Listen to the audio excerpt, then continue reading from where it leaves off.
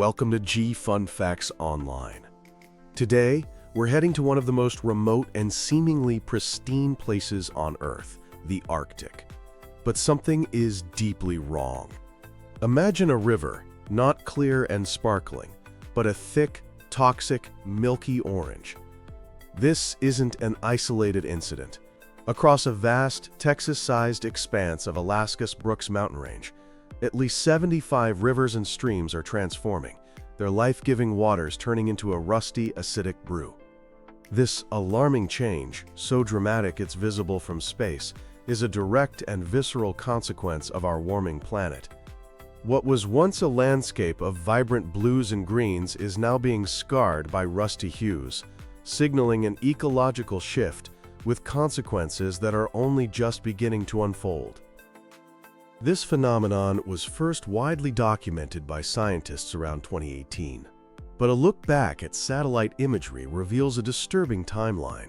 Some of these waterways began their slow, sickening shift from clear to rusted as far back as 2008. John O'Donnell, an ecologist with the National Park Service, described the shocking discovery during helicopter surveys. The more we flew around, we started noticing more and more orange rivers and streams. There are certain sites that look almost like a milky orange juice. When you see pictures of this, your first thought is probably industrial pollution. A chemical spill, perhaps, or runoff from a mine. But that's what makes this story even more unsettling. There are no mines, no factories, no industrial sites for hundreds of miles. The culprit isn't a single spill that can be cleaned up. It's the land itself, waking up and turning toxic. The root cause is climate change. The Arctic is warming at a staggering rate, anywhere from 2 to 4 times faster than the rest of the globe. This intense heat is thawing the region's permafrost, the layer of soil, rock, and ice that has remained frozen solid for millennia. Think of permafrost as a giant geological freezer, locking away not just ancient carbon, but a vast and complex cocktail of minerals. For thousands of years, these minerals have been inert, trapped in ice. But now, the freezer door is being left open. As the permafrost thaws, these long frozen minerals are exposed to water and oxygen for the first time in ages, triggering a powerful and destructive chemical chain reaction. Let's dive into the science behind these orange rivers. The startling color itself comes primarily from iron. When iron is exposed to oxygen and water, it oxidizes, it rusts. This is the same basic process that turns a nail left out in the rain a reddish brown. But in the Arctic, it's happening on a landscape-altering scale. However, it's not just iron. A key mineral being unlocked from the permafrost is pyrite, also known as fool's gold. Pyrite is an iron sulfide. When it and other sulfide-rich rocks are exposed to oxygenated water from the thaw, a chemical reaction occurs that produces something far more damaging than just rust: sulfuric acid. This acid then seeps into the groundwater, acting like a corrosive solvent. It dissolves other naturally occurring metals from the surrounding rocks and soil, leaching them into the water that eventually feeds the streams and rivers. The result is a toxic brew. Water samples taken from these rusting rivers have revealed shockingly high concentrations of not just iron, but a whole host of other heavy metals and metalloids. We're talking about zinc, nickel, copper, cadmium, and aluminum, all pouring into these once pristine ecosystems at levels that, in some cases, exceed the U.S. Environmental Protection Agency's toxicity thresholds for aquatic life. The water itself has become dangerously acidic. A typical healthy river has a neutral to slightly alkaline pH, around 8. Some of the smaller orange streams in Alaska have registered a pH as low as 2.3. To put that in perspective, that's an acidity comparable to lemon juice or vinegar. This extreme acidity is a problem in itself, but it also creates a vicious cycle. The more acidic the water becomes, the more effective it is at dissolving and mobilizing even more toxic metals from the surrounding landscape. Researchers have drawn a direct and chilling parallel between this phenomenon and something called acid mine drainage. That's the notorious form of water pollution that occurs when water flows through mining areas, reacting with sulfur-bearing minerals exposed by excavation. As biogeochemist Tim Lyons from the University of California, Riverside, put it, "This is what acid mine drainage looks like. But here, there's no mine. The permafrost itself is thawing, and, in effect, mining itself, unleashing this pollution across a vast, remote wilderness." This natural acid drainage presents a near insurmountable challenge. When a mine causes this problem, you can, in theory, mitigate it at the source. But how do you stop the permafrost from thawing across an area the size of Texas? The simple and terrifying answer is that you can't. There's no fixing this once it starts, Lyons warns. It's another irreversible shift driven by a warming planet. So what happens when a river turns into an acidic, metal-filled cocktail? The ecological consequences are catastrophic, creating a cascade of destruction that ripples through the entire food web. First, the direct toxicity. The high concentrations of heavy metals and the extreme acidity are lethal to many forms of aquatic life. But the physical changes are just as damaging. As the iron oxidizes, it precipitates out of the water, forming a thick, cloudy suspension. This turbidity blocks sunlight from reaching the riverbed, killing off the algae and aquatic plants that form the very base of the food web. This iron sediment then settles, blanketing the bottom of the river in a rusty sludge. This suffocates the habitat of macroinvertebrates, the insects, larvae, and small crustaceans that are a critical food source for fish. Unsurprisingly, researchers have observed a massive decline in these invertebrates and the biofilm on the stream beds in the affected areas.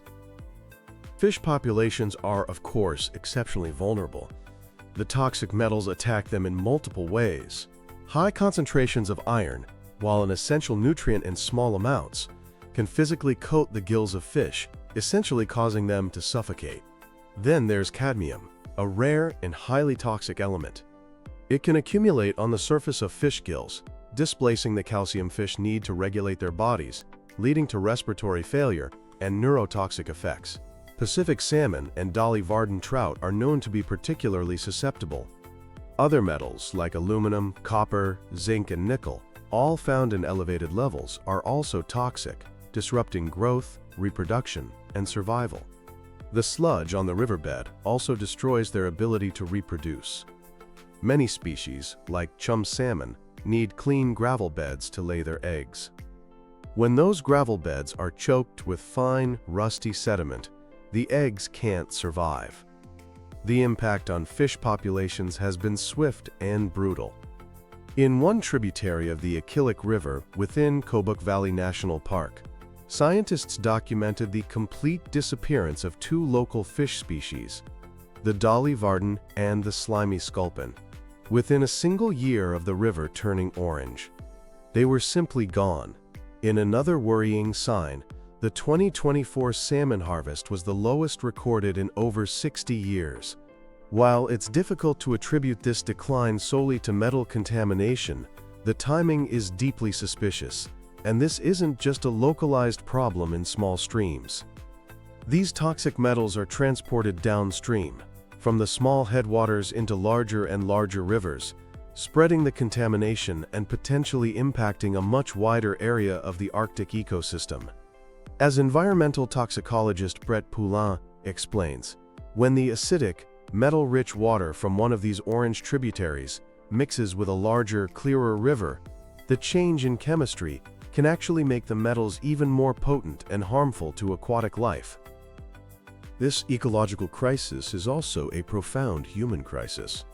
For millennia, indigenous communities in the Arctic have built their lives and cultures around these rivers. They rely on them for drinking water and for subsistence fishing. The fish are not just a part of their diet, they are a cornerstone of their food security, their economy, and their cultural identity.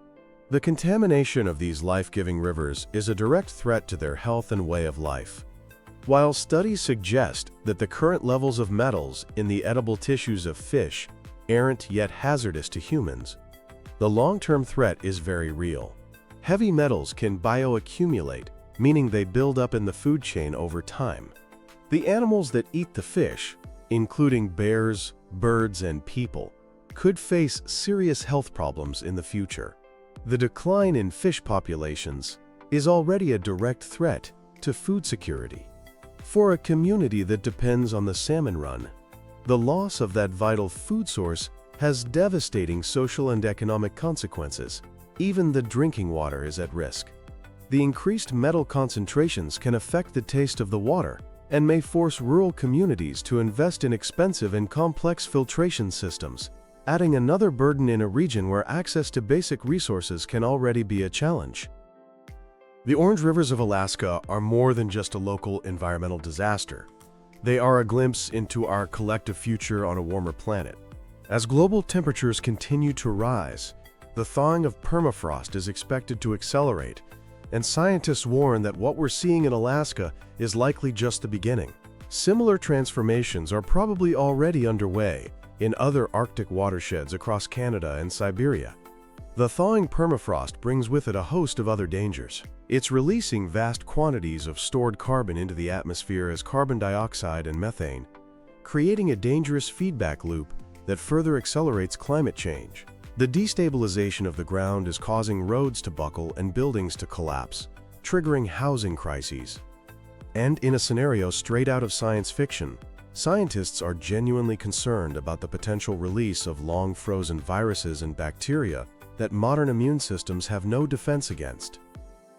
The Orange Rivers are a powerful and unmissable symbol of the profound, complex, and often unexpected ways that climate change is scrambling our planet's systems. They are a stark reminder that the impacts of a warming world are not a distant threat for future generations. They are here, now, unfolding in dramatic and damaging ways. David Cooper, a research scientist who has worked in the Brooks Range since 1976, put it plainly: the recent changes in landforms and water chemistry are truly astounding. The challenge now is to understand the full scope of this problem. Researchers are racing to map the spread of these orange streams and predict which other rivers are most at risk. But the sheer scale of the Arctic wilderness makes any kind of large-scale intervention, any kind of fix, practically impossible. The story of the Arctic's toxic orange rivers is a cautionary tale for the entire world. It underscores the urgent, undeniable need to address the root cause of this crisis: our changing climate. The fate of these once pristine rivers, and the ecosystems and communities that depend on them, is inextricably linked to our collective ability to reduce greenhouse gas emissions. The vibrant, life-sustaining blues and greens of the Arctic are giving way to a toxic orange, a color that should serve as a global alarm bell. Thanks for listening to Fun Facts Online.